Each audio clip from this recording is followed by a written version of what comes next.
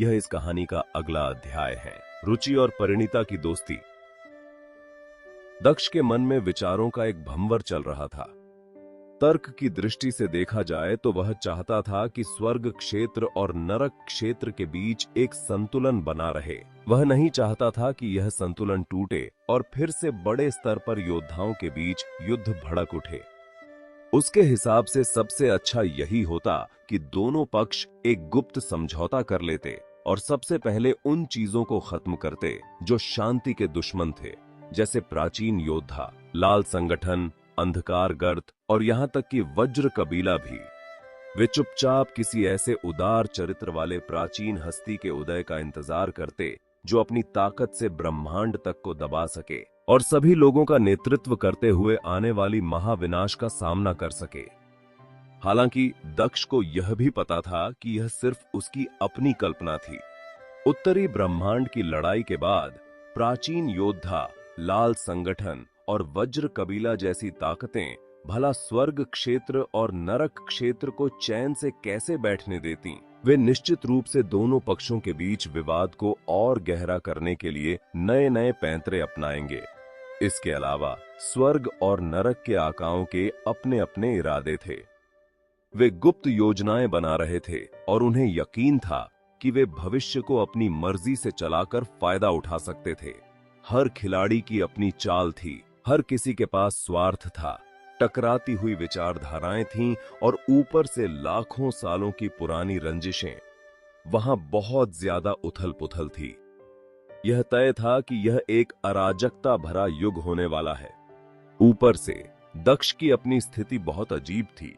स्वर्ग क्षेत्र और नरक क्षेत्र भला तलवार दुनिया को क्यों नहीं तबाह करना चाहेंगे। एक मायने में देखा जाए तो दक्ष को लाल संगठन, वज्र कबीला और प्राचीन योद्धाओं के साथ खड़ा होना चाहिए था।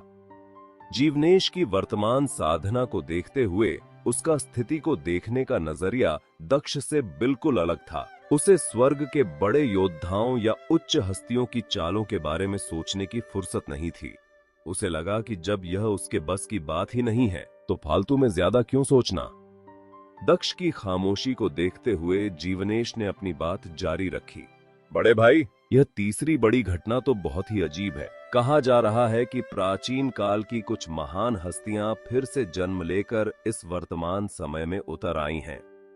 दक्ष ने जीवनेश की बात में दिलचस्पी दिखाई तो जीवनेश ने और उत्साह से बताया, इनमें सबसे खास नाम है दानव क्षेत्र की एल्फ जाति की पहली रानी अफूया और 1,00,000 साल पहले की महान हस्तियों में से एक हार्दिक। फिर जीवनेश ने आगे खुलासा करते हुए कहा, मैंने सुना है कि ब्रह्मांड के नियम बदल गए हैं। अफूया और हार्दिक ने काया के जरिए अपनी बची हुई आत्माओं को दूसरा जीवन दिया है और वे केशत्रा से इस असली दुनिया में आ गई हैं। यह खबर सच है या झूठ पता नहीं, लेकिन इसे बहुत रहस्यमयी तरीके से फैलाया जा रहा है, बिल्कुल यतीन और युगल के रिश्ते की तरह। बड़े भाई, क्या आपको लगता है कि वे प्राचीन योद्धा सामूहिक रूप से धरती पर उतरेंगे? जिस पर दक्ष ने धीरे से अपना सिर हिलाया और कहा, केशत्रा में प्राचीन योद्धाओं की बची हुई आत्माएं अब बहुत कम हैं और जो सफलतापूर्वक काया प्रवेश कर सकते हैं वे तो और भी दुर्लभ हैं। दानव क्षेत्र अनगिनत युगों से अस्तित्व में है और वहां कई ताकतवर योद्धा पैदा हुए, फिर भी सिर्फ अफूया और हार्दिक ही काया प्रवेश के जरिए इस युग में उतर पाई हैं। यह सुनकर जीवनेश की आंखें फटी की फटी रह गईं। उसने चौंकते हुए पूछा, बड़े भाई, आपको अफूया और हार्दिक के बारे में पहले से पता है?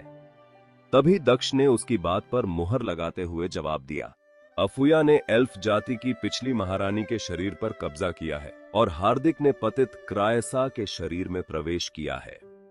इससे पहले जीवनेश ने सिर्फ अफवाहें सुनी थीं और उसे यकीन नहीं था कि ये महान हस्तियां सच में दूसरा जीवन जी रही हैं। दक्ष के मुंह से यह पुष्टि सुनते ही उसका खून खौलने लगा और वह जोश में आकर बोला, इसका मतलब है कि भविष्य में अफूया और हार्दिक से मिलने का मौका मिल सकता है, शायद उनसे लड़ने का भी। यह सुनते ही दक्ष कुछ पल के लिए सोच में पड़ गया और फिर गंभीरता से बोला, अगर वे इस असली दुनिया में आ चुकी हैं तो वे निश्चित रूप से साधना के उच्च स्तर तक पहुंच गई होंगी। उनकी अपनी शक्तिशाली आत्माओं के साथ उनकी लड़ने की ताकत और साधना की रफ्तार बहुत खौफनाक होगी। मैं यह गारंटी भी नहीं दे सकता कि मैं उनसे तेज साधना कर पाऊंगा। समझ गया। दक्ष की बात सुनकर जीवनेश के चेहरे पर थोड़ी निराशा आई, लेकिन वह जल्दी ही फिर से मुस्कुरा उठा। उसने शरारती अंदाज में कहा जाता है कि एल्फ जाति की पहली महारानी अफूया अपने दौर में बेमिसाल खूबसूरत थीं। उन्होंने जैसे पूरी दुनिया का आध्यात्मिक सार अपने भीतर समेट लिया था और उनकी साधना पूरे इतिहास में दुर्लभ थी। अब जबकि उन्होंने काया प्रवेश के जरिए फिर से जन्म लिया है, तो वह अपने सबसे कमजोर दौर में होंगी। क्यों न इस मौके का फायदा उठाकर उन्हें कैद कर लिया जाए। मुझ में तो इतनी काबिलियत नहीं है, लेकिन बड़े भाई आप जरूर कोशिश कर सकते हैं। अफूया का नाम सुनते ही दक्ष के दिमाग में श्रेया का ख्याल आया और पल भर के लिए उसे पूरे शरीर में एक अजीब सी बेचैनी महसूस हुई। इतिहास की लंबी नदी और अनगिनत युगों को देखा जाए तो अफूया और श्रेया निश्चित रूप से दो सबसे हैरान करने वाली और असाधारण महिलाएं रही थीं। यहाँ तक कि देवी वसुंधरा भी, जिन्हें आज नरक क्षेत्र का नंबर 1 योद्धा माना जाता है, अपने सबसे सुनहरे दौर में उन दोनों के शिखर से थोड़ा पीछे ही रही होंगी। जीवनेश की बातों के बीच दक्ष उन प्राचीन योद्धाओं के बारे में भी सोचने लगा जो मायावी सितारे के रास्ते इस असली दुनिया में उतरे थे। उनमें से कुछ ने सफलतापूर्वक काया प्रवेश कर लिया था, जबकि कुछ अब भी सिर्फ बची हुई आत्माएं थीं। हालांकि भुकाल और अधीर ने उनमें से एक गुट को खत्म कर दिया था, लेकिन कुछ बच निकलने में कामयाब रहे थे और पता नहीं अब कहां छिपे थे। दक्ष जानता था कि इस दौर से ताल्लुक न रखने वाले ये साधक जल्दी ताकतवर बनने के लिए निश्चित रूप से कोई बड़ा कदम उठाएंगे, जिससे प्रकृति का ढांचा और भी बिगड़ जाएगा और यह अराजक युग और भी भयानक हो जाएगा। यह देखकर कि दक्ष की अफूया में कोई दिलचस्पी नहीं है, जीवनेश ने वो बात वहीं रोक दी और गंभीर होकर बोला, अघोरवान, मृत्यु महल जैसे कई ने लाल संगठन के खिलाफ सफाई का एक नया दौर शुरू कर दिया है, जिसका अंदाजा आप लगा ही सकते हैं। लेकिन सच तो यह है कि इस समय नरक क्षेत्र की सबसे बड़ी खबर नए संरक्षक का चुनाव है और हर पक्ष इसमें मुकाबला कर रहा है। यह सुनते ही दक्ष के चेहरे पर हैरानी के भाव आए और उसने पूछा, क्या अभी भी इस पद को लेकर कोई विवाद है? दक्ष के सवाल पर जीवनेश ने एक बेबस और कड़वाहट भरी मुस्कान दी और कहा, मैं भी यही चाहता हूं कि देवी वसुंधरा ही नई संरक्षक बने। बड़े भाई, आपके साथ मेरे जो रिश्ते हैं, उसके बाद तो नरक क्षेत्र में कम से कम उच्च स्तरीय योद्धा से नीचे का कोई भी साधक मुझे परेशान करने की हिम्मत नहीं करेगा। मुझे इतना कहते ही जीवनेश को अचानक एहसास हुआ कि उसने कुछ गलत कह दिया है।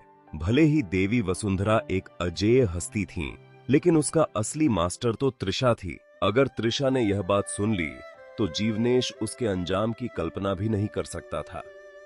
जीवनेश का चेहरा पीला पड़ गया। उसने 2 बार खांसा और अपनी आवाज धीमी करते हुए कहा, देवी वसुंधरा को भव्य के परिष्कृत में 10,000 साल बिताने पड़ेंगे और वे राहु पर्वत छोड़कर कहीं नहीं जा सकती। वैसे भी उन्हें संरक्षक के पद में कोई दिलचस्पी नहीं है, लेकिन अगले 10,000 सालों तक नरक क्षेत्र बिना किसी संरक्षक के तो नहीं रह सकता, वरना वहां पूरी तरह अराजकता फैल जाएगी। दक्ष ने खामोशी से जीवनेश की बात सुनी, जो आगे बता रहा था, फिलहाल नए संरक्षक के पद के लिए 3 सबसे बड़े उम्मीदवार हैं। काल द्वीप के मयंक, हमारे भाग्य पर्वत के प्रभाष और पालम वंश कबीले के प्रमुख। ये तीनों न केवल साधना के शिखर पर हैं, बल्कि उनके पीछे की ताकतें भी बहुत विशाल हैं और कई महायोद्धा उनका समर्थन कर रहे हैं। जीवनेश की यह जानकारी सुनकर दक्ष ने धीरे से अपना सिर हिलाया। दक्ष की इस प्रतिक्रिया को देखकर जीवनेश उलझ गया और उसने पूछा, बड़े भाई, क्या आपको लगता है कि वे काबिल नहीं हैं? जिस पर दक्ष ने उसकी आंखों में देखते हुए जवाब दिया, नहीं, मेरा मानना है कि ये तथाकथित ऊंचे पद सिर्फ नीचे के साधकों की कल्पना मात्र हैं। उन तीनों में से कोई भी इस पद के लिए तैयार नहीं होगा। दक्ष की बात पर जीवनेश ने हैरान होकर पूछा, पर क्यों? यह तो संरक्षक का पद है, भला कौन नहीं चाहेगा कि ब्रह्मांड के सभी महायोद्धा उसका सम्मान करें? जिस पर दक्ष ने गहराई से समझाते हुए कहा, सभी योद्धाओं द्वारा सम्मान, सम्राट कनिष्क किसी भी समय वापस लौट सकते हैं। जब ऐसा होगा तो संरक्षक कौन रहेगा? जो भी कमजोर होगा उसे अपना पद छोड़ना पड़ेगा, और जो पद छोड़ेगा उसका अपमान होगा। यह तो सिर्फ एक कारण है। दक्ष ने थोड़ा रुककर अपनी बात पूरी की। दूसरी बात यह कि देवी वसुंधरा राहु पर्वत में मौजूद हैं। वे आज के नरक क्षेत्र की सबसे शक्तिशाली हस्ती हैं। जो कोई भी संरक्षक बनेगा, हकीकत में वह देवी वसुंधरा के अधीन ही काम करेगा। देवी वसुंधरा के अधीन होने की बात तो एक तरफ है, लेकिन जो भी संरक्षक बनेगा उसे उस पद की भारी जिम्मेदारियों का बोझ भी उठाना पड़ेगा। उसे एक तरफ हमलावर रुख अपनाने वाले देवराज का सामना करना होगा और दूसरी तरफ विवान जैसे महत्वाकांक्षी योद्धा की चालों से निपटना होगा। दक्ष के इस गहरे विश्लेषण पर जीवनेश ने बार बार अपना सिर हिलाया। उसे एहसास हुआ कि मुद्दों को देखने का बड़े भाई का नजरिया वाकई उसके नजरिए से बिल्कुल अलग और ऊंचा है। उसने चिंता जताते हुए कहा, अगर नरक क्षेत्र का कोई संरक्षक नहीं होगा तो यह बिखरी हुई रेत की तरह हो जाएगा, जहां हर कोई अपनी मर्जी से काम करेगा। क्या यह बहुत खतरनाक नहीं होगा? तभी वह अपनी जगह से खड़ा हुआ और उसने शांत लहजे में जवाब दिया, यह हमारे सोचने का विषय नहीं है। वह तेजी से महल के मुख्य द्वार की ओर बढ़ गया। जैसे ही वह बाहर कदम रखने वाला था, वह अचानक रुक गया। उसकी नजरें बाहर खड़ी दो बेहद खूबसूरत महिलाओं पर जाकर ठहर गईं। न जाने क्यों दक्ष के दिमाग में अचानक वो पुरानी यादें ताजा हो गईं, जब उसने पहली बार गुलजीत और हिमांशी को देखा था। वह समय बहुत दूर लग रहा था, फिर भी ऐसा महसूस हो रहा था जैसे कल की ही बात हो। उस समय हर कोई बहुत मासूम था। गुलजीत गुस्सैल और पहुंच से बाहर लगती थी। वह किसी भी योद्धा को अपनी नजरों में नहीं लाती थी। वहीं हिमांशी शरारती थी और उसे लोगों को परेशान करने में मजा आता था। और दक्ष, उस वक्त वह सिर्फ और सिर्फ नफरत से भरा हुआ था। लेकिन अब सब कुछ बदल चुका था। गुलजीत अब पहले वाली गुलजीत नहीं रही थी। वह अब गुलजीत नहीं रुचि बन गई थी और इसके साथ हिमांशी भी उसी की तरह परिणीता।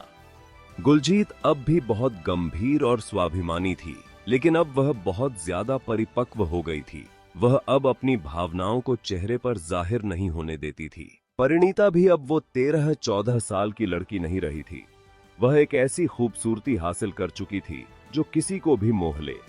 उसमें अब पहले जैसा बचपना नहीं बचा था। शायद इसलिए कि उसका शरीर तृषा को पाल रहा था। परिणीता का स्वभाव पहले की तुलना में बहुत ज्यादा तीखा और तेज हो गया था। उसके आसपास एक अनदेखा खौफ महसूस होता था।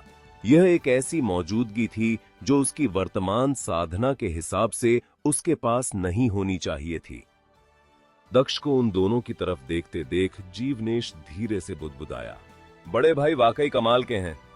जीवनेश समझदार था, इसलिए उसने एक बहाना बनाया और तुरंत वहां से विदा ले ली।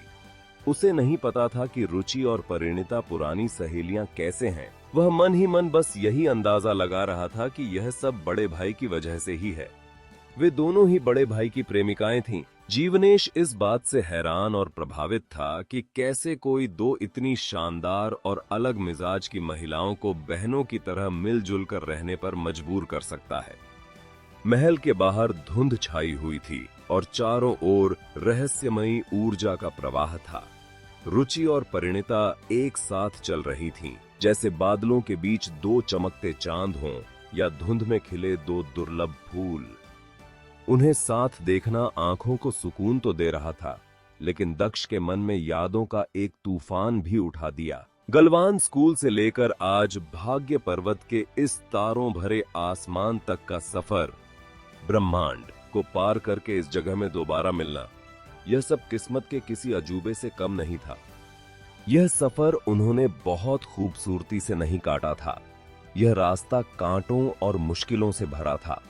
इसमें धोखे थे, गलतफहमियां थीं, बिछड़ना और मौत का सामना करना था। हजारों नदियां और पहाड़ पार किए गए थे, खून बहा था और आंसू भी बहे थे। हजारों सालों की इन्हीं मुश्किलों ने आज उन तीनों के पुनर्मिलन को इतना कीमती बना दिया था। दक्ष ने मन ही मन खुद से वादा किया कि वह इस जन्म में उन्हें फिर कभी अलग नहीं होने देगा और उन्हें बचाने के लिए अपनी पूरी जान लगा देगा। हालांकि अचानक उसके दिल में एक गहरा अपराध बोध जाग उठा। उसे नहीं पता था कि यह कहां से आया या कब शुरू हुआ, बस उसे महसूस हो रहा था। वे तीनों बस खामोश खड़े एक दूसरे को देख रहे थे।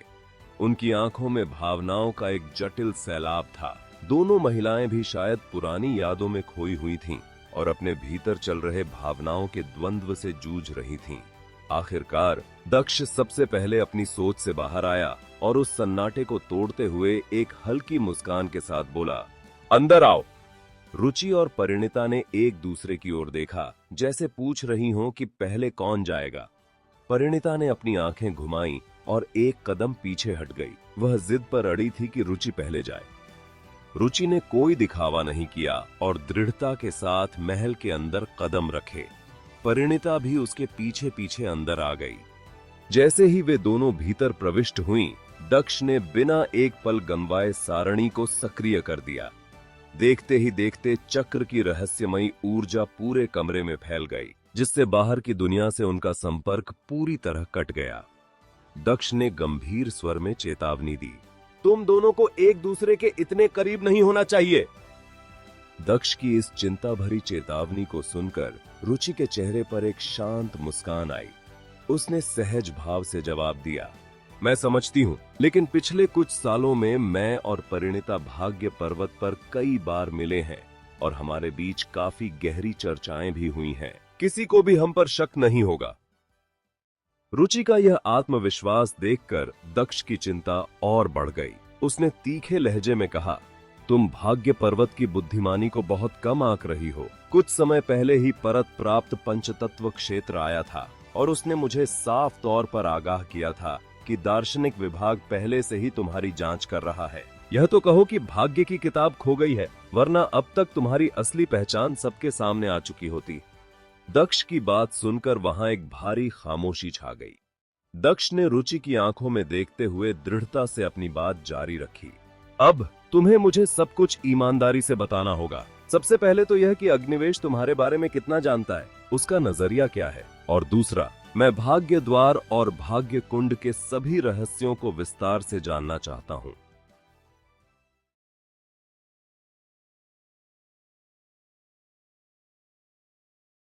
यह इस कहानी का अगला अध्याय है, रुचि का डर।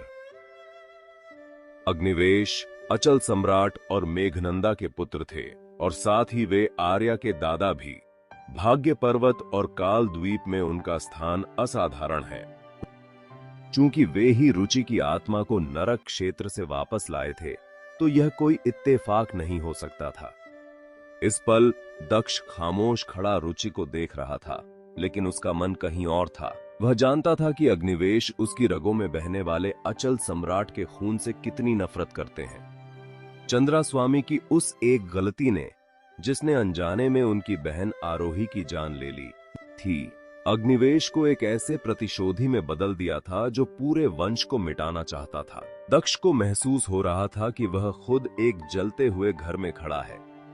रुचि ने अपने चारों ओर चक्र को देखा और एक लंबी आह भरते हुए बोली, मुझे नहीं पता कि मास्टर मुझे भाग्य पर्वत वापस क्यों लाए, लेकिन उन्हें यह राज पता होगा कि मेरा पिछला जन्म झुंझुनू क्षेत्र के एक साधक के रूप में था। रुचि की आवाज सुनकर दक्ष के सीने में एक टीस उठी। उसे याद आया कि जब वह गुलजीत थी, तब उसके प्यार की खातिर उसके पूरे परिवार को अपनी जान गंवानी पड़ी थी। वह अपराध बोध से भरा था, लेकिन तभी उसे रुचि का वह धोखा याद आया। वह बिना बताए नरक क्षेत्र चली गई थी और चिनाई की बातों में आकर उसने दक्ष के खिलाफ चाल चली थी। दक्ष ने मन ही मन सोचा, मैं तुम्हारे परिवार की मौत का बोझ उम्र भर उठाऊंगा रुचि, लेकिन तुमने चिनाई के साथ मिलकर जो किया, क्या तुम सच में अब भी वही हो जिसे मैंने प्यार किया था? लेकिन तभी उसने थोड़ा और करीब आकर अपनी बात रुचि से जारी रखी, तुम यहां सिर्फ महागुरु को बचाने नहीं आई थी। मैंने तुमसे पहले भी यह सवाल पूछा था, लेकिन तुमने कभी सीधा जवाब नहीं दिया। क्या अब भी तुम्हें उस राज को छुपाने की जरूरत है? रुचि का शरीर दक्ष की मौजूदगी से थोड़ा कांप उठा। उसने मुड़कर कहा, मैं अब पहले वाली गुलजीत नहीं हूं और न ही मैं वो आत्मा हूं। दक्ष को एहसास हुआ कि उसने फिर से दबाव बनाने की गलती कर दी है। अग्निवेश की नफरत और उनके बीच के इस तनाव ने उसे उतावला बना दिया था। उसने तुरंत माफी मांगते हुए कहा, मुझे माफ कर दो, मैं थोड़ा ज्यादा उतावली में बोल गया था। रुचि ने धीरे से अपना सिर हिलाया। उसकी आंखों में अपने परिवार की मौत और दक्ष के प्रति उस अधूरे प्यार का दर्द साफ था, जिसे वह खुद भी नहीं समझ पा रही थी। उसने कहा, तुम गलत नहीं हो, यह मैं ही हूं। मेरा लगातार चीजों को छुपाना ही हमारे बीच दरार बना है। परिणीता ने देखा कि माहौल बहुत गमगीन हो गया है, तो वह खिलखिलाकर हंसी और शराब का कद्दू हिलाते हुए बोली, चलो अब सब कुछ साफ कह देते हैं। मैं बूढ़े शराबी से यह शराब लाई हूं। सूप कड़ाही में उबल रहा था और उसकी महक ने माहौल को थोड़ा सहज कर दिया। वे तीनों खाने लगे, लेकिन दक्ष की नजरें रुचि पर ही टिकी थीं। वह उसके पीछे साये की तरह खड़ा था, यह जानते हुए भी कि वे दोनों एक ऐसे जाल में फंसे हैं जहां से निकलना नामुमकिन सा है। रुचि ने अपनी लकड़ियां नीचे रखीं और गंभीरता से कहा, सच तो यह है कि मैं इसे टालना नहीं चाहती थी। बस बात यह है कि सच्चाई बहुत ज्यादा खौफनाक और निराशाजनक है। रुचि ने अपनी लकड़ियां नीचे रखीं और उसकी आवाज में एक अजीब सी दृढ़ता आ गई। अगर यह पहले की बात होती तो मैं इसे बोलने की हिम्मत कभी नहीं करती। दक्ष ने उसे ध्यान से सुना तो रुचि ने अपनी बात जारी रखी। लेकिन इन सालों में मुश्किलों से टकराते हुए हमने बहुत सी मौत की कठिनाइयों का सामना किया है और बार बार चमत्कार किए हैं। इसने मुझे यह मानने पर मजबूर कर दिया है कि शायद भाग्य अजेय नहीं है। इंसान मौत को जीत सकता है। शायद यह सिर्फ खुद को धोखा देने वाला नारा नहीं है। दक्ष की आंखों में एक चमक देख रुचि ने आगे कहा, पहले मुझे डर था कि सच बोलने से कहीं तुम्हारा दृढ़ संकल्प टूट न जाए, लेकिन अब मुझे तुम पर पूरा भरोसा है, क्योंकि सबसे मुश्किल पलों में भी तुमने कभी हार नहीं मानी। तुम्हारी मानसिक मजबूती को भाग्य जैसा शब्द भी नहीं तोड़ सकता। लेकिन जब तुमने सिंघवान धारा में मौत से वापसी की और फिर से देवत्व में प्रवेश किया, तब मैं जान गई थी कि अब तुम्हें कोई नहीं रोक सकता। होश! अचानक रुचि के दिमाग में हलचल हुई और उसके विचार एक रोशनी और छाया में बदलकर महल में प्रकट होने लगे। उस चमकते हुए भाग्य कुंड के किनारे रुचि खड़ी थी।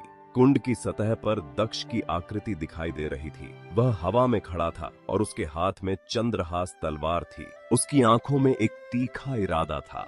उसके लंबे बाल पीछे की ओर लहरा रहे थे और उसके शरीर की खाल झलकर गिर रही थी। तभी अंधेरे से एक विशाल हथेली निकल कर आई।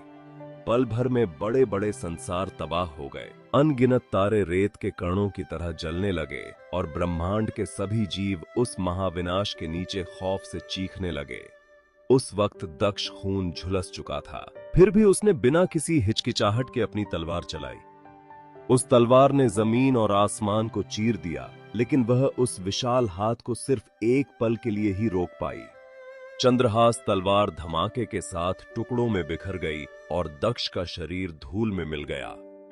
दृश्य गायब हो गया और महल में एक गहरा सन्नाटा छा गया। कड़ाही में सूप अब भी उबल रहा था। परिणीता की आंखों से खामोशी से आंसू बहने लगे। उसका दिल शीशे की तरह भारी हो गया था। भगवान योद्धा होने से क्या होता है? भगवान योद्धाओं के पास भी भावनाएं होती हैं। रुचि ने कड़वाहट के साथ कहा, इन सालों में भाग्य कुंड के ये दृश्य हर दिन मेरे दिमाग में आते रहे हैं। ये किसी डरावने सपने की तरह मेरा पीछा नहीं छोड़ते। यह सुनकर दक्ष ने उसका हाथ मजबूती से पकड़ा। उसके मन में एक तरफ अग्निवेश की नफरत का खौफ था और दूसरी तरफ रुचि के परिवार की मौत का बोझ। अपराध बोध और नाराजगी के बीच झूलते हुए भी दक्ष ने खुद को संभाला। दक्ष जानता था कि रुचि सिर्फ उसे बचाने के लिए इस रास्ते पर चली थी। हालांकि दक्ष को लंबे समय से शक था और उसने चिनाई से भी कुछ बातें सीखी थीं, लेकिन वह इन भावनाओं को अपने चेहरे पर आने नहीं देना चाहता था। परिणीता ने सिसकते हुए पूछा, रुचि, तुम भाग्य के मार्ग की साधना कर रही हो, क्या तुम्हें इसमें कोई कमी मिली? क्या यह भाग्य कुंड खुद एक भ्रम है? क्या कोई हमें धोखा दे रहा है? जिस पर रुचि ने जवाब दिया, यही वजह है कि मैं भाग्य पर शक करती हूँ। चूंकि भाग्य कुंड की शक्ति नियति से ही निकलती है, इसलिए मेरा भाग्य पर्वत आना जरूरी था। दक्ष अचानक यह सुनकर जोर से हंस पड़ा। उसने हाथ बढ़ाकर रुचि के माथे से पसीने की बूंदों को पोंछा और कहा, तुम बहुत भोली और मासूम हो। तुमने सच में भाग्य कुंड पर यकीन कर लिया? यह सब झूठ है। यह कुछ भी तय नहीं कर सकता। लेकिन यह सुनकर भी रुचि ने धीरे से अपना सिर हिलाया और दृढ़ता के साथ कहा, कोई इस पर यकीन न करे, यह मुमकिन नहीं है। मैं पूरी तरह पक्का जानती हूं कि भाग्य कुंड में जो कुछ भी है वह सच है। दक्ष की नजरों में एक चमक आई। उसने रुचि की ओर देखा और शांत स्वर में बोला, तुमने एक बार मुझसे पूछा था कि मैंने भाग्य कुंड में किसे देखा है। उस समय मैंने तुम्हें नहीं बताया था, पर आज मैं तुम्हें सच बताना चाहता हूं। रुचि ने जैसे पहले ही अंदाजा लगा लिया हो, उसने पूछा, क्या वह महारानी चिनाई थीं? दक्ष की बात सुनकर परिणीता खामोश खड़ी रही। वह अच्छी तरह जानती थी कि दक्ष के दिल में चिनाई का जो स्थान है, उसकी जगह कोई और कभी नहीं ले सकता, चाहे वह अतीत की नफरत हो या वर्तमान का प्यार। दक्ष जानता था कि उसका जवाब रुचि और परिणीता को दुख पहुंचा सकता है, फिर भी उसने सच बोलना ही चुना। मैंने भाग्य कुंड में देखा कि मैं चिनाई को मार रहा हूं, उसकी साधना छीन रहा हूं और इस तरह देवत्व में प्रवेश कर रहा हूं। दक्ष के चेहरे पर एक दर्दनाक मुस्कान आई। अगर मैं नफरत की आग में अंधा बना रहता तो हम दोनों का अंत यही होता। वह कभी सच नहीं बताती, मैं कभी रहम नहीं दिखाता, और आखिरकार मैं अचल सूत्र की साधना करता, उसी रास्ते पर चलता जिस पर कभी अचल सम्राट चले थे। एक ऐसा तन्हा रास्ता जिस पर उम्र भर का पछतावा लिखा होता। फिर दक्ष ने रुचि की आंखों में देखते हुए कहा, मेरा मानना है कि भाग्य सिर्फ मेरे दिल की नफरत और गुस्से के साथ खेल सकती है, लेकिन जब मैं खुद पर जीत पा लेता हूं और मेरा तर्क हर भावना से ऊपर हो जाता है, तो भाग्य अपना असर खो देती है। किसी इंसान की इच्छा शक्ति ही भाग्य को बदलने की कुंजी है। दक्ष ने दृढ़ता से अपनी बात पूरी की। चूंकि भाग्य कुंड चिनाई की उस नियति को तय नहीं कर पाया जो मैंने देखी थी, तो तुमने जो कुछ भी देखा है उसे भी पूरी तरह टाला जा सकता है। वैसे भी जिस पल मैंने अपनी पुरानी साधना छोड़कर शाश्वत को समझा था, शायद नियति ने उसी पल अपना रास्ता बदल लिया था। यह सुनते हुए रुचि ने थोड़ा हिचकिचाते हुए पूछा, क्या वाकई ऐसा है? दक्ष अपनी जगह खड़ा हुआ। उसकी नजरें बहुत गहरी थीं। समय बहता रहता है और जीवन मृत्यु का अपना एक चक्र है। हर किसी को मरना है, यह एक अटल सच्चाई है, लेकिन मरना कैसे है, यह चुनाव मैं खुद करना चाहता हूं। नियति यह तय नहीं कर सकती। दक्ष के इस अटूट विश्वास ने परिणीता के मन से सारा दुख निकाल दिया। उसके चेहरे पर एक प्यारी सी मुस्कान आ गई। तभी दक्ष ने अंगड़ाई ली और हल्के अंदाज में कहा, तो भाग्य कुंड सिर्फ एक भ्रम हो सकता है। यह सुनकर रुचि ने बनावटी गुस्सा दिखाया, लेकिन उसका दिल पिघल चुका था। वह दक्ष की इन चिकनी चुपड़ी बातों पर यकीन करने लगी थी। हालांकि दक्ष ने खुद को शांत दिखाने की पूरी कोशिश की, लेकिन परिणीता का डर अभी खत्म नहीं हुआ था। उसने पूछा, रुचि, तुम इतने यकीन के साथ कैसे कह सकती हो कि भाग्य कुंड में जो कुछ भी है वह सच है? जिस पर रुचि ने गंभीरता से जवाब दिया, क्योंकि भाग्य कुंड नियति के दर्पण की रोशनी है, और उस दर्पण को झुंझुनू क्षेत्र के महान योद्धाओं ने बनाया था, जिसे अंत में अचल सम्राट ने अंतिम रूप दिया था। इसमें उनकी ऊर्जा और उनके नियम समाये हुए हैं। इसमें दुनिया की आधी से ज्यादा नियति की शक्ति छिपी है। प्राचीन काल में उस दर्पण को शक्तिशाली बनाने के लिए अचल सम्राट भाग्य पर्वत पर चढ़े थे, उसे तोड़ा था और वहां से यह गूढ़ अर्थ निकाला था। आज भी उस दर्पण में इतनी शक्ति है जो आज के भाग्य पर्वत के बाद दूसरे नंबर पर आती है। दक्ष को अचल सम्राट के सिद्धांतों का पता था। वह जानता था कि वे कभी किसी की ताकत को जबरन नहीं लूटते थे, लेकिन तभी रुचि ने उसकी बात पर मुहर लगाई। हाँ, आयामी द्वार के द्वारपाल ने मुझे इसके बारे में बताया था। द्वार ही असल में वह नियति का दर्पण है। यह सुनते ही दक्ष सोच में पड़ गया। फिर उसने अचानक पूछा, तुमने अभी कहा कि नियति के दर्पण ने दो बड़ी कठिनाइयों का सामना किया, क्या यह पूर्वज के गायब होने के बाद हुआ? जिस पर रुचि ने राज खोलते हुए कहा, 10 युग पहले अचल सम्राट के गायब होने के बाद वह दर्पण चंद्रा स्वामी को मिला था। मैं इसे कैसे कहूं? अगर हमें इस मामले की जड़ तक पहुंचना है तो हमें चोरी हुए 72 पंखुड़ियों वाले कमल के रहस्य से शुरुआत करनी होगी।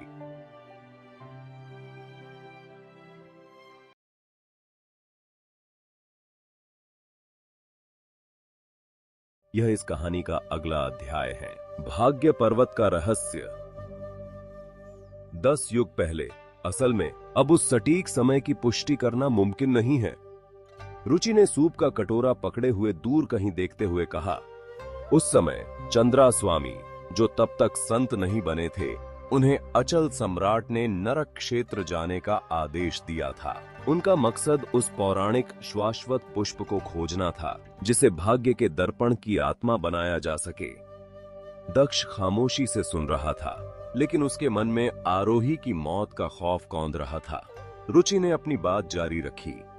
शाश्वत पुष्प उस चमत्कारिक फूल को कहते हैं जो शुद्ध ऊर्जा से पोषित होकर प्राकृतिक रूप से उगता है। उस समय यह सिर्फ एक भविष्यवाणी थी जिसका जिक्र पुस्तकों में मिलता है। हकीकत तो यह है कि प्राचीन काल से किसी ने भी सच में उस पुष्प नहीं देखा था।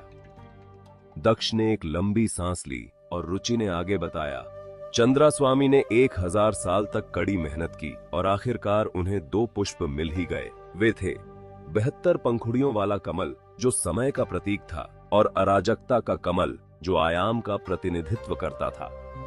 तभी यह सुनते ही परिणीता ने हैरानी से पूछा, तो वे पुष्प झुंझुनू क्षेत्र कैसे पहुंचे?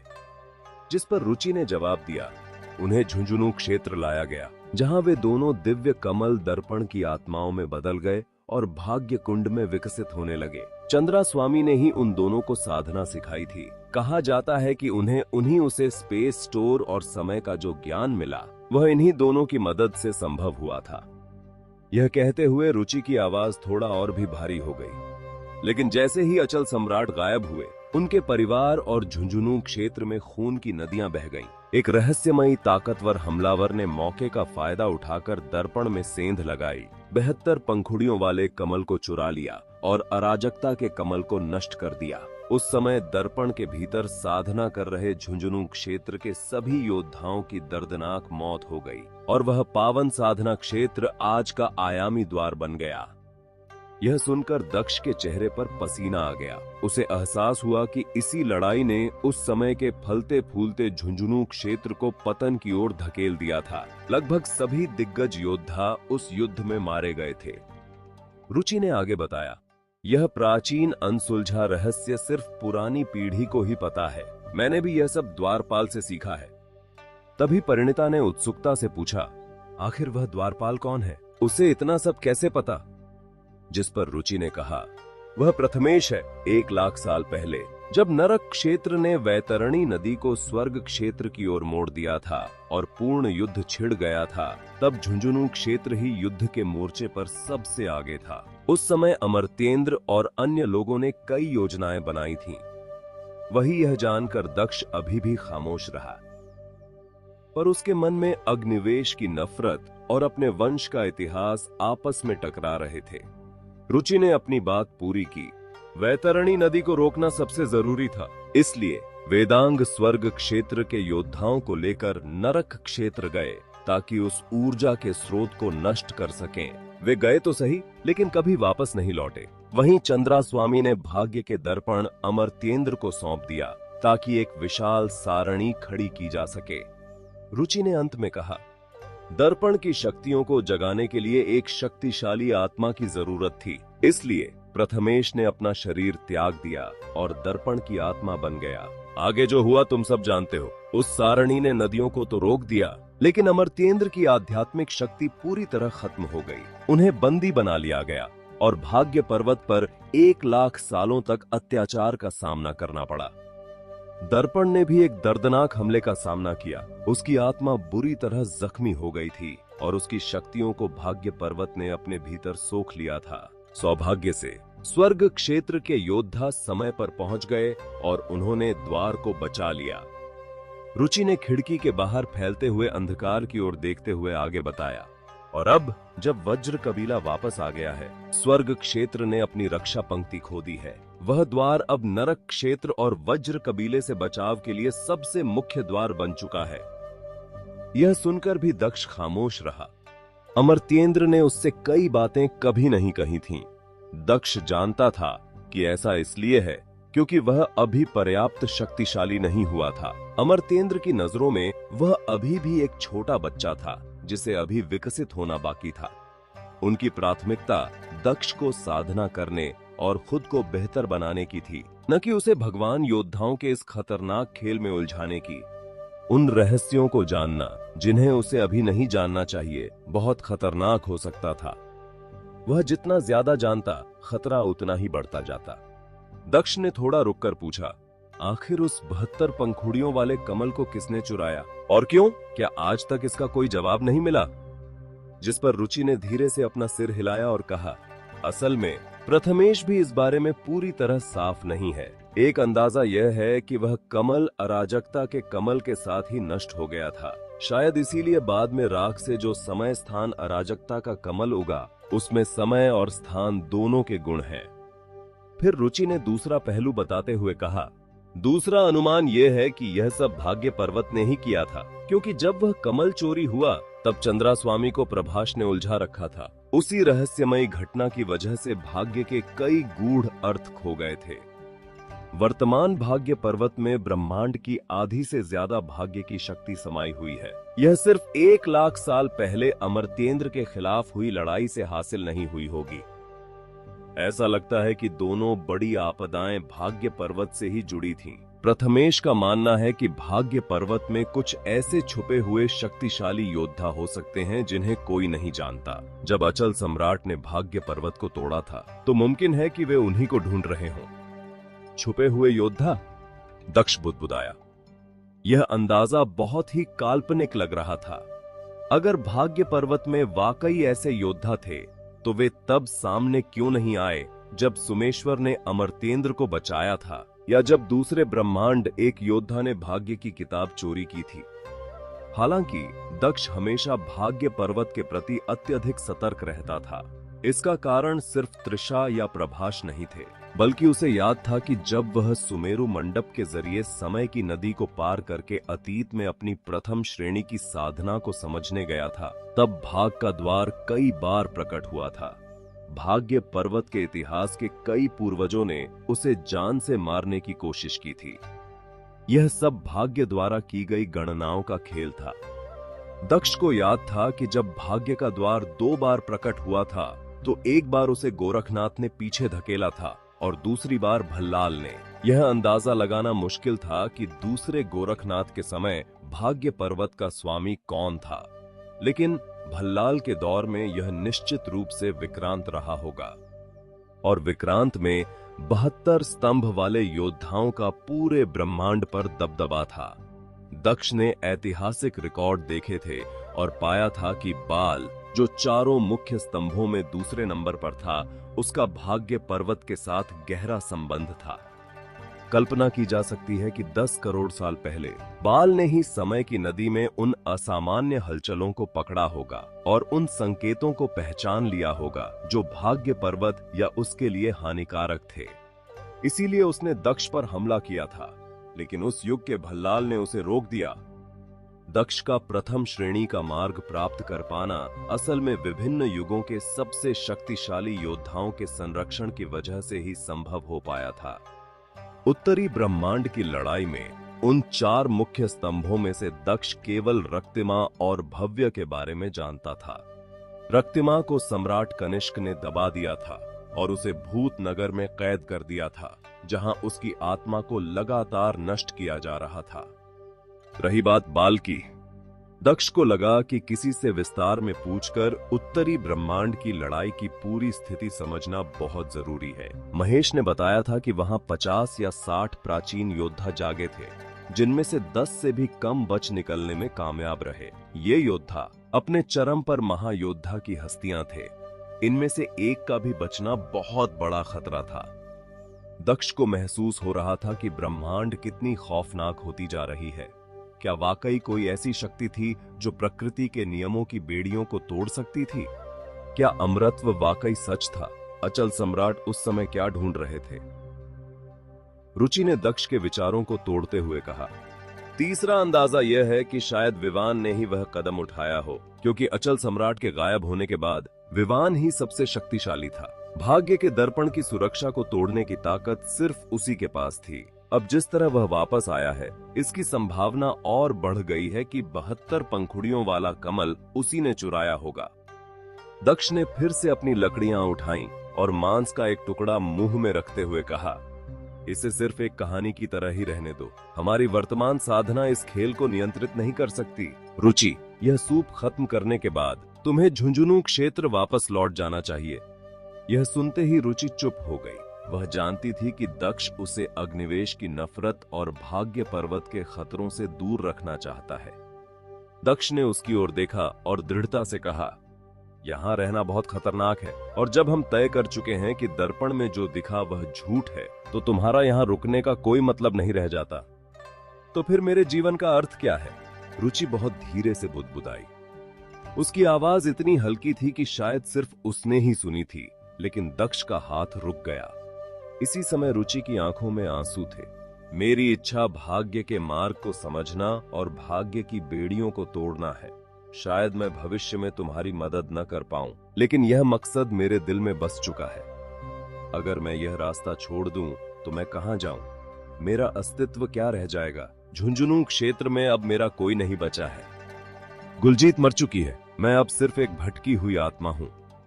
यह सुनते ही दक्ष के दिल में एक गहरी टीस उठी। वह जानता था कि जब वह गुलजीत थी तब उसके पूरे परिवार की मौत का कारण दक्ष ही बना था। उसका अपराध बोध उसे कचोटने लगा। परिणीता, जो अब तक खुद को अभागा मानती थी, उसे एहसास हुआ कि वह कितनी खुशकिस्मत है कि कम से कम उसके पास परिवार और दोस्त तो हैं, लेकिन रुचि के पास सच में कुछ नहीं था। इस भारी सन्नाटे के बीच दक्ष की एक अजीब आवाज गूंजी, क्यों ना हम एक नया परिवार बनाने बारे में सोच। यह सुनते ही रुचि पहले तो चौंक गई, फिर उसने दक्ष को गुस्से से घूरा। वही परिणीता की आंखें खुशी से चमक उठीं। बिल्कुल सही, अगर रुचि का एक बच्चा होगा तो उनका अपना एक परिवार होगा। यह सुझाव लाजवाब है। तुम भाग्य पर्वत छोड़ दो। आजकल का झुंझुनू क्षेत्र रहने के लिए बहुत अच्छी जगह है। रुचि की आंखों में आई चमक कुछ ही पलों में फिर से धुंधली हो गई। दक्ष ने उसकी ओर देखते हुए पूछा, क्या हुआ? क्या तुम तैयार नहीं हो या तुम्हें किसी बात की चिंता है? क्या मामला अग्निवेश की तरफ से फंसा है? जिस पर रुचि ने गहरी सांस ली और कहा, उन्होंने हमेशा मेरे साथ अच्छा व्यवहार किया है और उन्हें मुझसे बहुत उम्मीदें हैं। वे चाहते हैं कि भविष्य में मैं ही उनकी उत्तराधिकारी बनूं। रुचि की यह बात सुनकर दक्ष की आंखें थोड़ी सिकुड़ गईं। उसने गंभीरता से कहा, सच तो यह है कि मैं भी लंबे समय से अग्निवेश से मिलना चाहता हूं। केवल वही मुझे कई चीजों का असली सच बता सकते हैं। तभी रुचि की नजर परिणीता के चेहरे पर पड़ी और वह चौंक गई। उसने पूछा, परिणीता, तुम्हारे माथे पर यह अमर पक्षी का निशान इतना लाल क्यों हो रहा है? यह जल क्यों रहा है? परिणीता का गोरा और सुंदर चेहरा पहले ही गहरा सुर्ख हो चुका था। वह गुप्त रूप से अपनी दिव्य शक्तियों को शरीर में घुमा रही थी, लेकिन वह अपने भीतर बढ़ती उस भीषण गर्मी को दबा नहीं पा रही थी। उसके शरीर के अंदर ऐसा महसूस हो रहा था जैसे ज्वालाएं धधक रही हों। उसने अपनी भौहें सिकोड़ी, उसकी पतली गर्दन लाल पड़ चुकी थी। एक भगवान योद्धा की गरिमा बनाए रखने की पूरी कोशिश करते हुए उसने दक्ष की ओर सवालिया और गुस्से भरी नजरों से देखा और कहा, तुम्हारी इस कड़ाही में आखिर किस तरह का मांस पक रहा है? क्या यह सब तुम्हारी कोई चाल थी? कहीं तुम यह तो नहीं चाहते कि मैं भी वापस झुंझुनू क्षेत्र चली जाऊं? रुचि ने भी उसके शरीर में हो रही हलचल को महसूस किया। उसने तुरंत ठंडी ऊर्जा के जरिए परिणीता के खून में बढ़ रही उस खौफनाक गर्मी को शांत करने की कोशिश करने लगी। दक्ष ने अपने सिर को थोड़ा सहलाया और शांत लहजे में कहा, यह मांस बहुत ही पौष्टिक है। मैं असल में तुम दोनों के शरीर और साधना को बेहतर बनाने में मदद करना चाहता था, बस एक अवसर के तौर पर। लेकिन अब जब तुमने इसका जिक्र किया है तो मुझे लगता है कि तुम्हारा सुझाव काफी अच्छा है। परिणीता आखिरकार अनुभवहीन थी। दक्ष की यह बात सुनकर वह अपना धैर्य खो बैठी। शर्म और संकोच से भरी हुई वह तुरंत वहां से भागकर महल के बाहर निकल गई। वह मन ही मन बुरी तरह चिढ़ी हुई थी। वह इस सब के लिए मानसिक रूप से बिल्कुल तैयार नहीं थी। आखिर पहले के समय में दक्ष ऐसा नहीं था कि यह दक्ष उसका नहीं हो सकता।